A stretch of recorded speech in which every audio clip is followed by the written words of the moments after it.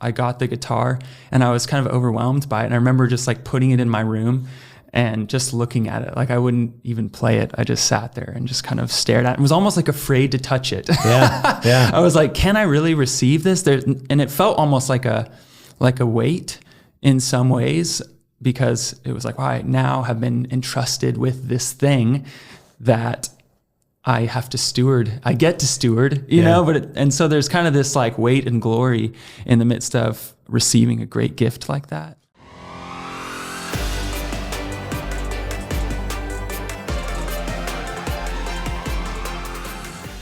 Here we are. I've been waiting for this day for a long time, Christian. I mean, you have been a delight to me over the years. I've loved the time that we spent together. You're so thoughtful and so kind and so generous with your time.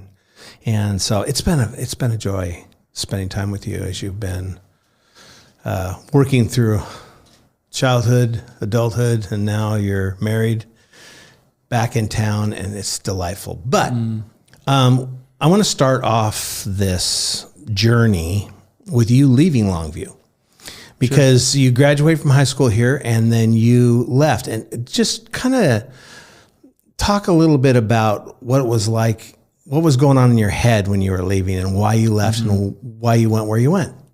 Yeah. Thanks, Jeff. Yeah, I think when I was in my senior year of school, I had been playing at Tri-Hop every Friday night, as my family would, and was loving being in that context as a drummer. Yeah. And at school, my high school band director, Harvey Redmond, was really encouraging and pushing me to do more than I thought that I could. And I started to discover, oh wow, I think maybe I can excel at playing the drums. And I was like, wow, what if I made this a career? I didn't really know how to do that. And a musician at Tri-Hop that I played with, Trey Davis, I knew had some classical training, and there was a school in Canada that I found out, if I'm being totally honest, that I didn't have to write an essay to apply.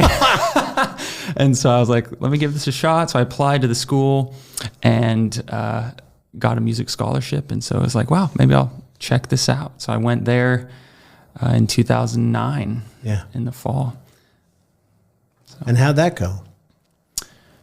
Yeah, it was a mix of things. I discovered while I was studying classical percussion, which is timpani and xylophone and snare drum and bass drum and all these things, that I loved music. And I loved classical music, but I didn't think that was exactly the right fit for what I wanted. It wasn't quite the training I was hoping to get. Yeah. In fact, some of my most meaningful experiences while I was at Trinity happened while I was singing in a 200-person choir and got to sing Bach's B minor Mass, and just remember being in this concert hall as like one voice in 200 voices. And I was like, wow, this is incredible. So it felt like some of the things that maybe, the Lord had me stepping into that space to experience were things like that. I also discovered that I loved living in community.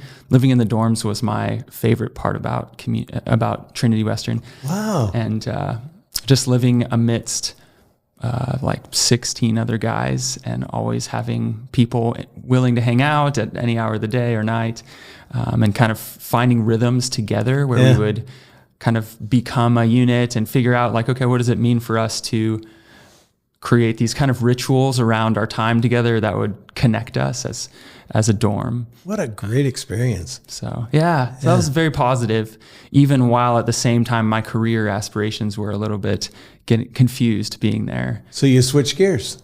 I did, yeah. And that was actually kind of a challenging decision for me. And I remember talking to some of my professors, because I was 2 years in at this point, and was really finding the most meaningful musical development with a private lesson teacher off campus. Yeah. And he was really encouraging me to apply to Berklee College of Music, which I had felt like was way out of my league. And I had been wanting to go to this other school in LA that was called Musicians Institute. Yeah. He had some experience there, and he was like, I think just from what I know of you. Both those are pretty high level. Yeah. I didn't, Berklee to me felt like the next, kind of this holy set apart place that I couldn't aspire to. But he was like, I'll help you prepare for the audition. And so he really kind of came under my dream and helped me prepare. And by the grace of God, I was able to get in there. Could you have done it without him? I don't think so, honestly. Isn't that weird how God brings people along in your life that are key to you doing whatever you're going to do next? And a lot of times it's just one person who says the right thing or does the right thing, and that opens the door for you to shoot higher. Yes, 100%. Yeah, and I think I would have applied to Musicians Institute and tried to go there if I hadn't met Mike McAlco. Yeah. So I'm thankful. Yeah, it really did feel like the Lord brought me into that relationship, and my roommate let me borrow his car so I could go to the lesson, and all these pieces, that made a way for that to happen. So you're up at Trinity for a couple of years. You come home and say, "Hey, Mom and Dad, guess what?" How'd that go, Something like Christian? that. Yes. Well, they had been pretty consistent with me in the process, and I'd processed with them a fair amount, so they kind of knew, and had actually driven up from Longview to Shoreline, which is where I did my audition for Berkeley, and they were there with me. And, wow. And so they were kind of alongside me in the process. And one of the things that I really have been thankful for about my parents, ever since I was a kid, but I really saw it again in this season, was they encouraged us to dream big and supported me. And even if when I was a kid, even if it was like a small 1 week dream, they were like, "You can do it, go all in for it." And then the next week, of course, might be something different. But in this circumstance, it was the same thing. They came alongside me.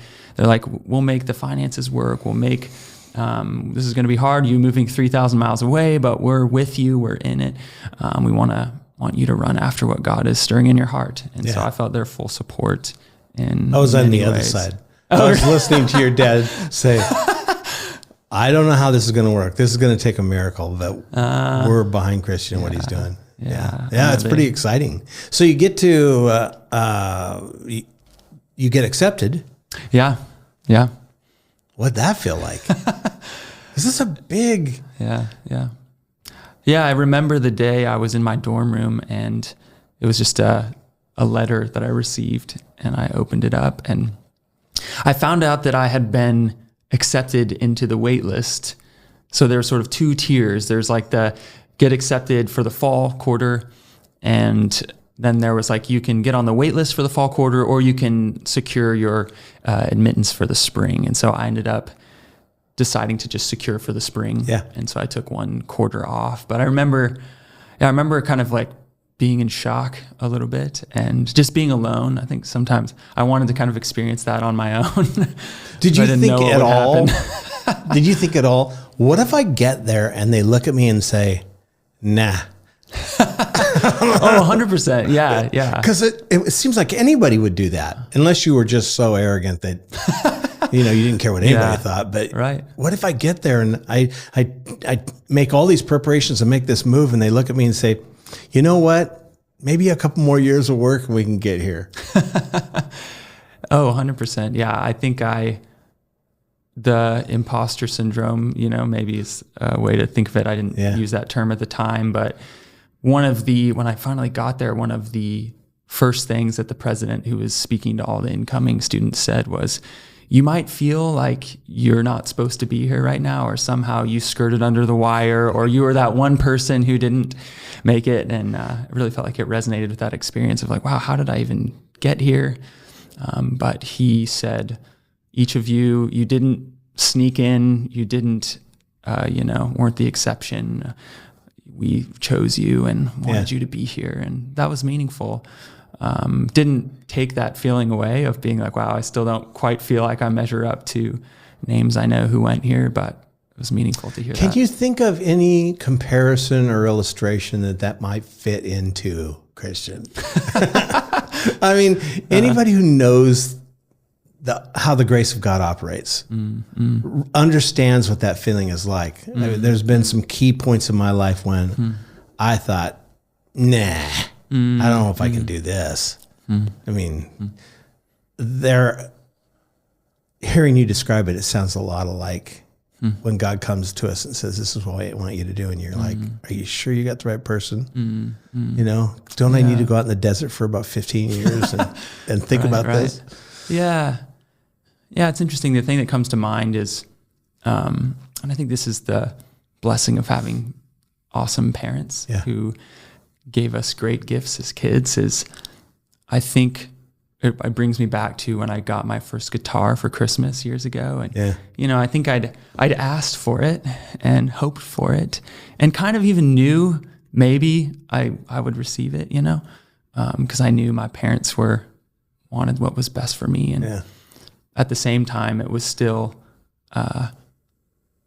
hard to receive, actually. I remember I got the guitar and I was kind of overwhelmed by it. And I remember just like putting it in my room and just looking at it. Like I wouldn't even play it. I just sat there and just kind of stared at it. It was almost like afraid to touch it. Yeah. I was like, can I really receive this? And it felt almost like a weight in some ways, because it was like, well, I now have been entrusted with this thing that I have to steward. I get to steward, and so there's kind of this like weight and glory in the midst of receiving a great gift like that. We realize too that where it's going to take you is someplace you've never been before.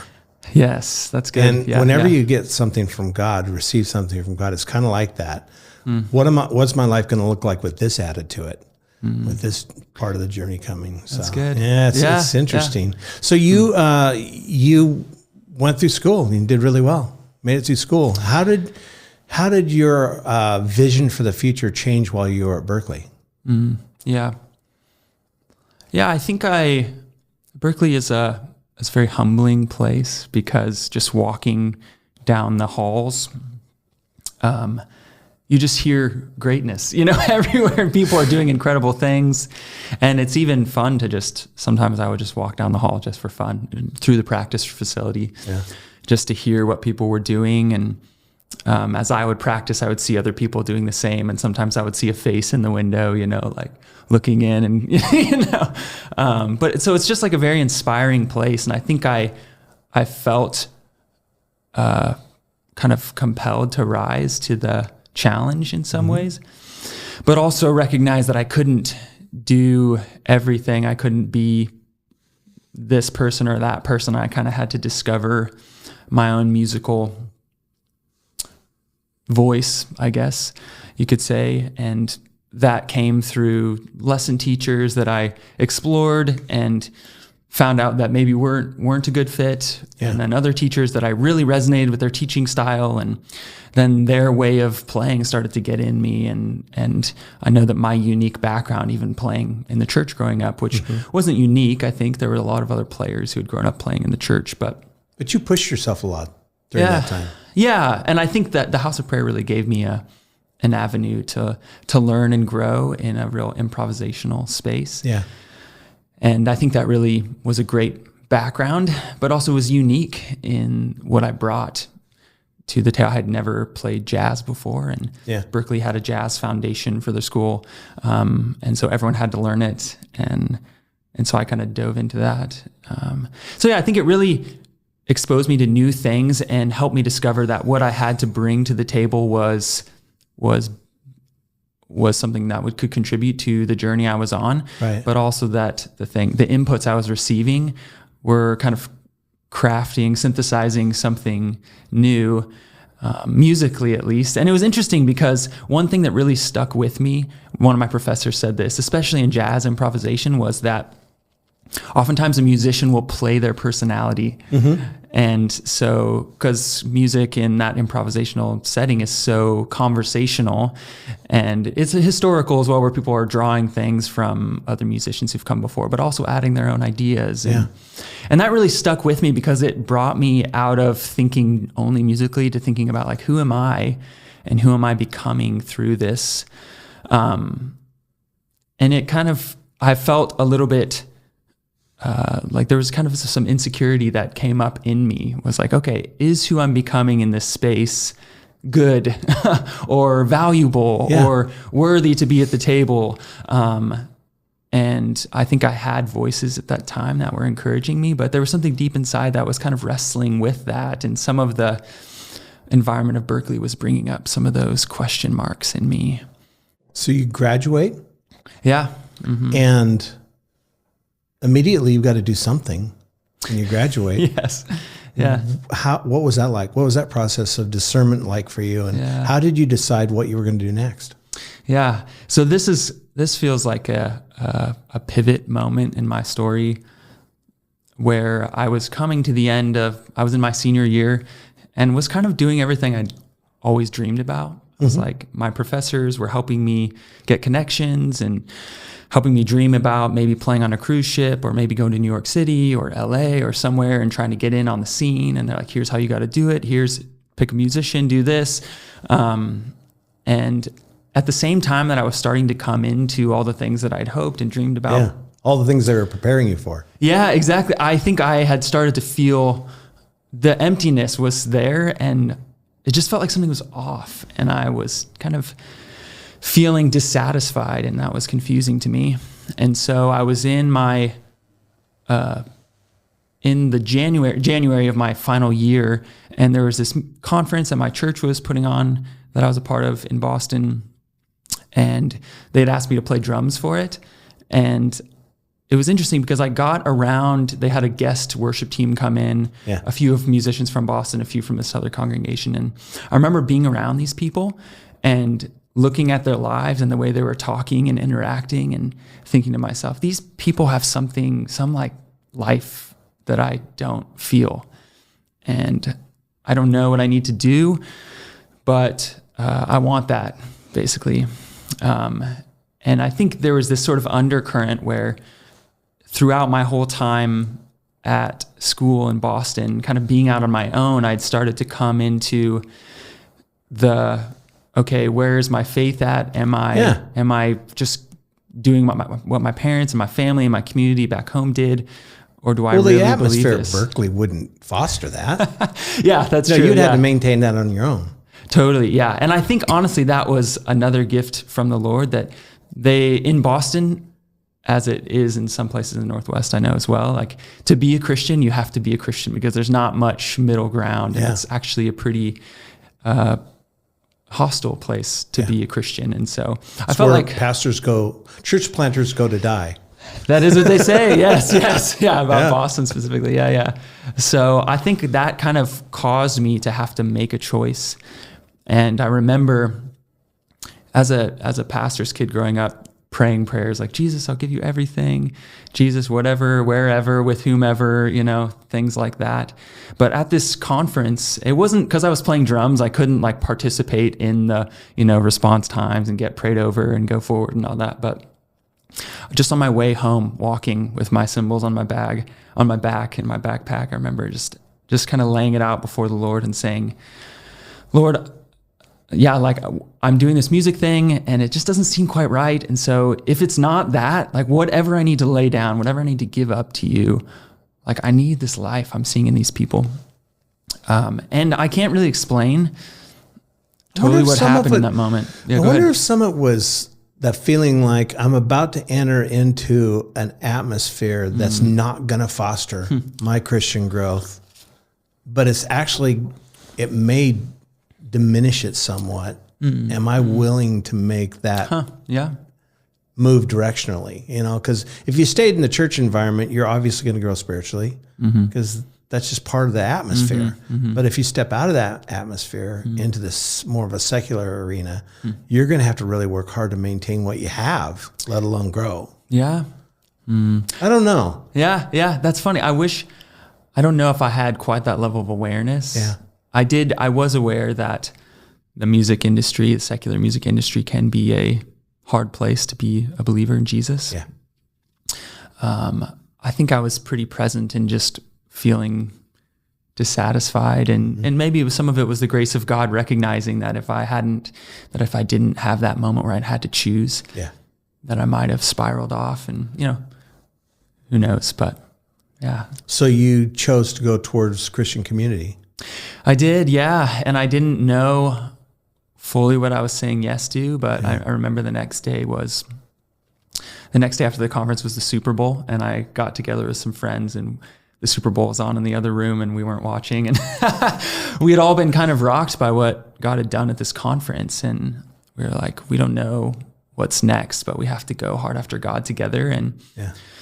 And so there was an opportunity to do a discipleship training program at my church in Boston. And I felt like maybe that was the next thing to do.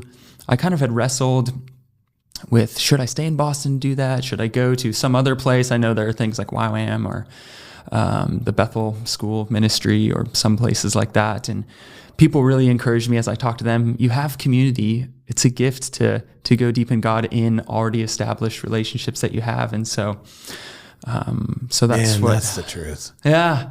I'm so thankful. It's so easy to pull yourself out of community just about the time things are really growing and changing. Yes. Yeah. And how long were you? So right. How long after Berkeley were you in Boston? So I graduated in 2015 and then I left in 2018. So 3 years. Yeah. And during that time you grew tremendously as a leader. Went through some really challenging times too in leadership because that group of people doesn't necessarily think that giving you everything on a silver platter is the way to go.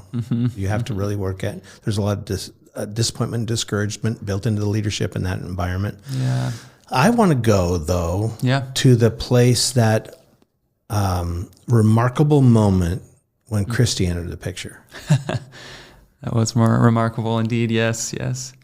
Yeah. So this is when when I had returned to Longview in 2020, and before COVID, during COVID actually. During COVID. Yeah. So this is our COVID silver lining was we. It was actually the reason why we met was because Christie was in her third year of medical school at this time, and COVID basically closed down or made her clinical rotations go online. And she was living in Vancouver, Washington, and felt like she didn't want to stay in her apartment by herself in Vancouver, Washington. So she came back to stay with family here in Longview. And funny enough, I was at Snap Fitness working out and ran into Christie's dad, who has an amazing memory and was my baseball coach when I was 7 years old. Oh, I didn't know that. Yeah. And so he was like, Christian, you were such a great hitter when you were 7. And amazing memory. Anyway, he, unbeknownst to me, went home that evening and was like, hey, Christie, I just ran into Christian Schmutz at the gym. Maybe you should reach out to him. Which she was like, oh, that's weird, Dad. I'm not going to do that. Yeah, why would I do that? But he was persistent. Thank you, Rich. Like Rich is? Yes. Yeah.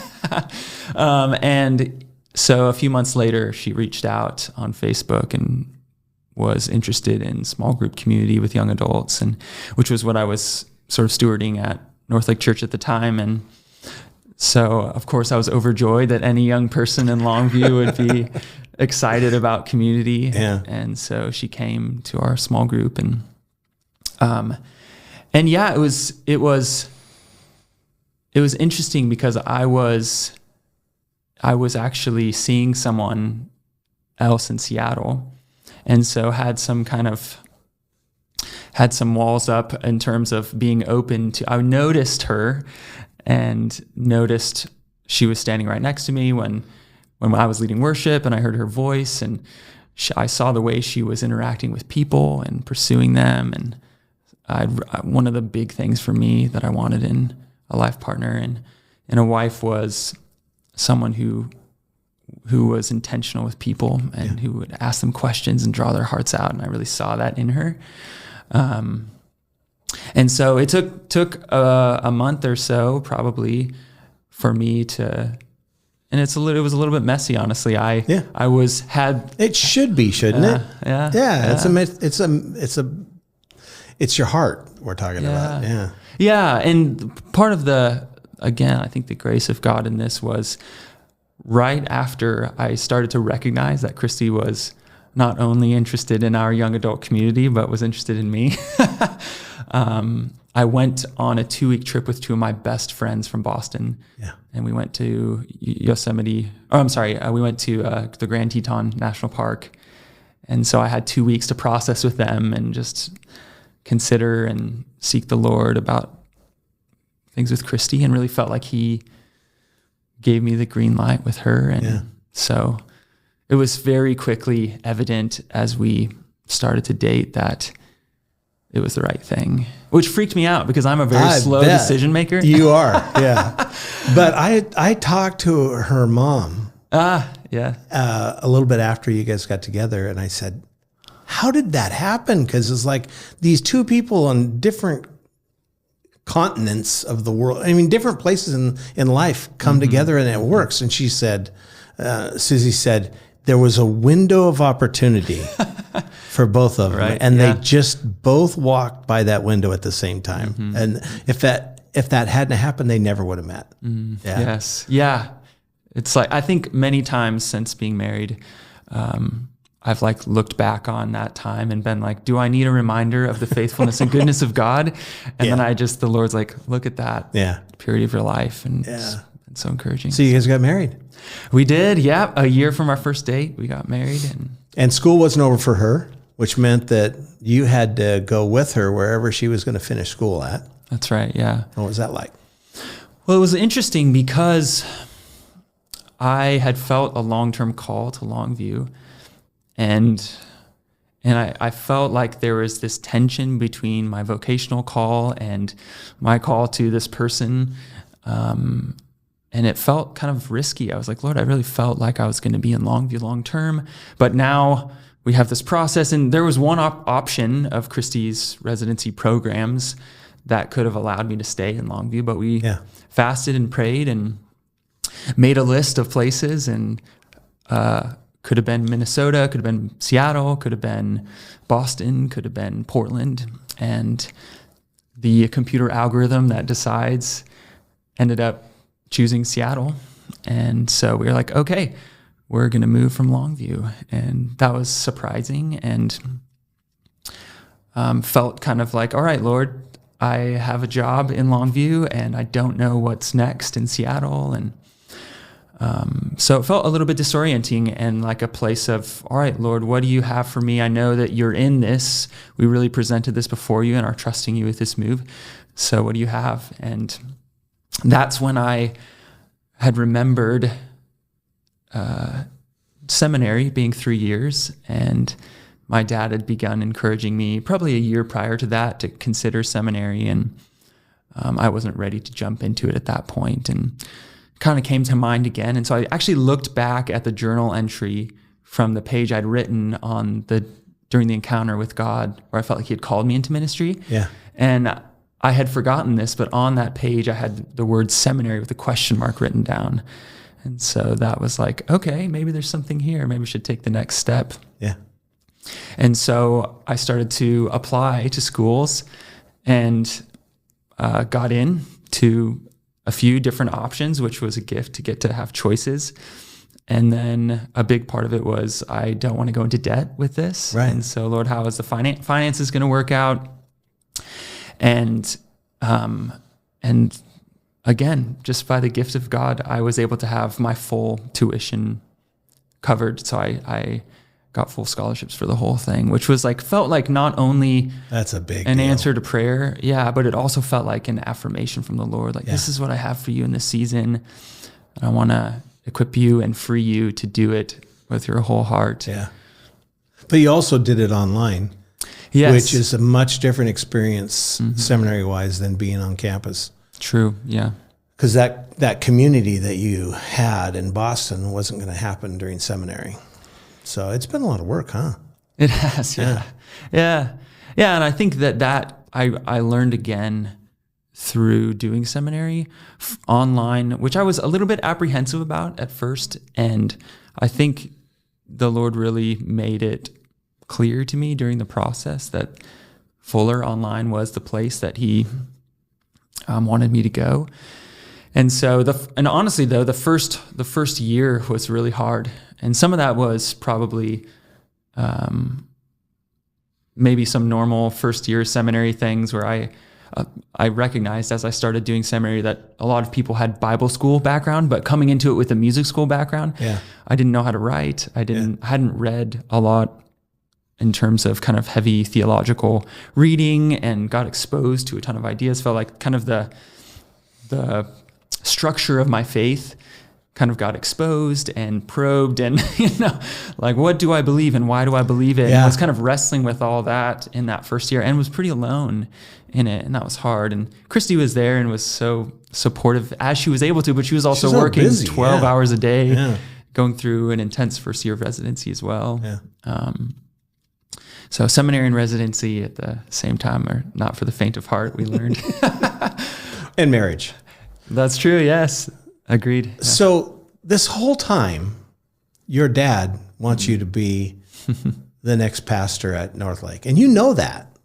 And he's been very compassionate with you and kind and gentle and let you make those moves and stuff. But you know that. You know that in the back of your mind. Mm-hmm. That's what your dad envisions. That's somewhat of what you're willing to do too. Mm-hmm. Mm-hmm. When did you move back to Longview after Christie's finished with her residency, and with the plan she's going to work in her father's practice and her and her brother. But when did the decision come when you said, okay, I will pastor a church? Yeah. That happened when you were there the first time, or did that happen later? I think I'm still in the process of saying yes to that. Yeah.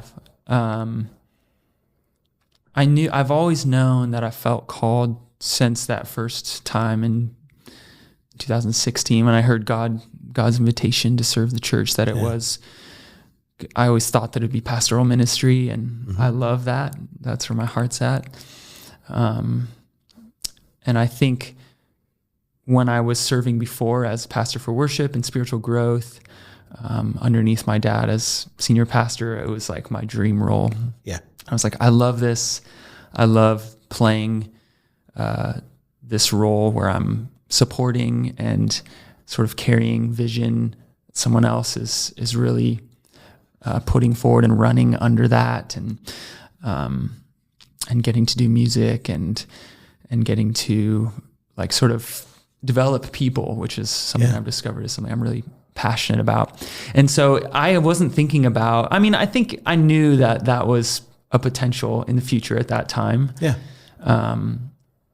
I'm not someone, I've found over my life, my wife is helping me be more future oriented, but I'm not someone who's thinking about what's next all the time. Yeah. And I love just being present in the moment. Yeah. And so even though I knew that was something that was a potential in the future, I think I was just enjoying being where I was at in the moment. And I think as I went into seminary, that was a big question mark, was, okay, now I'm getting the seminary education, which and would enable me to be ordained in our denomination and be able to carry more responsibility at the church. And so I've kind of carried the question mark about, okay, is primary church leadership something the Lord is calling me into in the next season? And was hoping that there would be more clarity around that as I went through seminary. And that was a big question that I brought to my cohort. I had this small group of other Master's of Divinity students who were processing their sense of vocational call. And I really brought that as what do y'all think about this? Yeah. And it was super helpful to hear their perspectives and encouragement and apprehensiveness at the same time about what that might be like, and serving with my dad and things. And the more that we discussed that together, the more affirmative they were, that they felt like this could be a good fit. And I thought that would help me feel more peaceful about it than it has. And so I think that I'm still in that place of tension where I'm wanting to say yes to what God has for me, and don't feel like I have 100% clear clarity around what that looks like or what that might be. There's a lot of safety in where you've been. Yeah. And taking the next step towards full-time ministry as far as being a lead pastor is not a safe place. Trust me, Christian, it is not a safe place. It's an exciting place. Yeah, it's a really adventurous place. But if safety is your main concern, being the guy out front is not a safe place to be, but it's so much fun. And for what it's worth, I think it's fine you're where you're at. I'm not trying to speed up the process at all. I think the process is more important than, I think the journey is what's important, not the destination. And God's obviously doing some really cool things in your heart. And I think he will do, especially in these next 6 months. So as you wrap up school and then try to kind of figure out where to put the focus of your attention. I think it's really cool. That's why I want to do the interview now, though. I want to do the interview before, so that in a couple of years from now, we can do another interview and talk about what it was like to do whatever you're going to do next, go wherever you're going to go next in your marriage. The relationships that you'll develop here in Longview. I'm really excited that you're here in Longview, because I have a passion for community that not a lot of people have. And I know you do. And so I'm excited about walking with you. Amen. And just seeing where God takes you and what he wants to do and how he wants to do it, and enjoying the ride together. I think it's going to be really good. Amen. I still remember your dad was doing some kind of a rite of passage thing for you, invited me over to it, and I brought a putter over to you. Gave you a putter. And the whole point was, once you line up that punt, it can go in. Anything can happen. You just never know where God's going to take you. And here we are a lot of years later, and you're still on the journey, and I'm really excited about that. Thank you for saying yes to come back to Longview. Yeah. You're welcome. I felt like the Lord, it feels like kind of a theme in my life that the Lord brings us into really sweet places of community and then brings us back to Longview. And we had that again in Seattle, and cherished friendships, and then also felt clear about being here. And so I'm so thankful for that. I do love Longview, and as I've stepped into it, I think the Lord's been showing me again that the Lord has things, I'm not, like, he has something for me here, like to do in me and to do through me, but it's not like I'm not the guy, like the Lord's at work here. You're not looking to be the guy. Yes. Yeah. And like, I've been so encouraged to see community that's already here. And getting to worship just the other week in the LCC gym with a bunch of young people who are saying yes to Jesus, and seeing small group community form already. I've just felt so thankful at how God has accelerated the process of finding people. I've recognized after making several transitions in my life that sometimes community takes time. Yeah. And I feel like God has been accelerating that as we've come back, which has been such a gift. And some of that is that we're not starting from nothing, having family here, but it really does feel like there's hunger for running together with Jesus that I'm seeing here. And that's so fun to be a part of. A lot of times when we're thinking about community, we're wondering where we go to find community. And the other side of that is, Christian, there are people in Longview who are looking for community, and they're going to find it with you. It's not just about you discovering where community is at, but people discovering your heart for community. And anybody who loves Longview, I love. It's really exciting to hear somebody say that, because for so many years I've heard of people wanting to get out of this place. And I've always felt like this is a place worthy of being a destination. So let's bring them home. Amen. Yeah. Thank you, Christian. Yeah. I really appreciate the time. Of course. Thank you.